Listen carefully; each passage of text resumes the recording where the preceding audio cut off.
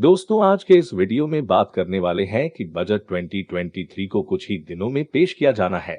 हालांकि इससे पहले केंद्रीय वित्त मंत्री निर्मला सीतारमण ने मोदी सरकार की उपलब्धियां गिनाई हैं और बताया है कि उन्होंने मोदी सरकार के कार्यकाल में बजट में इनकम टैक्स को लेकर क्या-क्या किया है। वित्त मंत्री निर्मला सीतारमण ने कहा है कि लोगों की बुनियादी जरूरतों को पूरा कर उनके जीवन को बेहतर बनाने के साथ ही उन्हें सशक्त करना मोदी सरकार की स्पष्ट सोच है। सीतारमण ने शुक्रवार को एक पुस्तक विमोचन समारोह में कहा कि इस सरकार में सशक्तिकरण क्या है बनाम हकदारी क्या है को लेकर स्पष्ट धारणा है। यदि आप लोगों को सशक्त बनाने की सोच रहे हैं तो हकदारी की कोई जरूरत नहीं। आप उनकी बुनियादी जरूरतें पूरी करते हैं तो लोग अपना जीवन बेहतर बनाने के लिए अपना रास्ता खोज लेते हैं। इस समारोह में निर्मला सीतारमण ने कहा कि कम आय वर्ग के लोगों के लिए कम दरें सुनिश्चित करने के लिए सरकार के जरिए 7 कर स्लैब वाली वैकल्पिक आयकर व्यवस्था लाई गई है।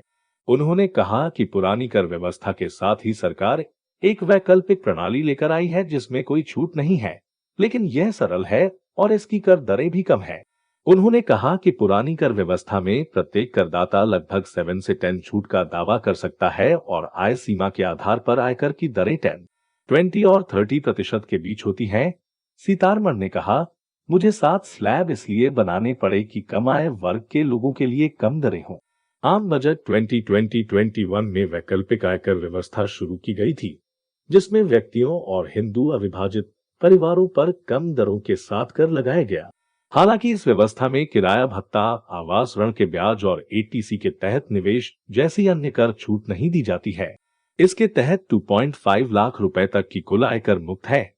इसके बाद 2.5 लाख रुपए से 5 लाख रुपए तक की कुल आय पर 5%, 5 लाख रुपए से 7.5 लाख रुपए तक की कुल आय पर 10%, 7.5 लाख रुपए से 10 लाख रुपए तक की आय पर 15%, 10 लाख रुपए से 12.5 लाख रुपए तक की आय पर 20%, 12.5 लाख रुपए से 15 लाख रुपए तक आय पर 25% और 15 लाख रुपए से ऊपर आय पर 30% की दर से कर लगाया जाता है।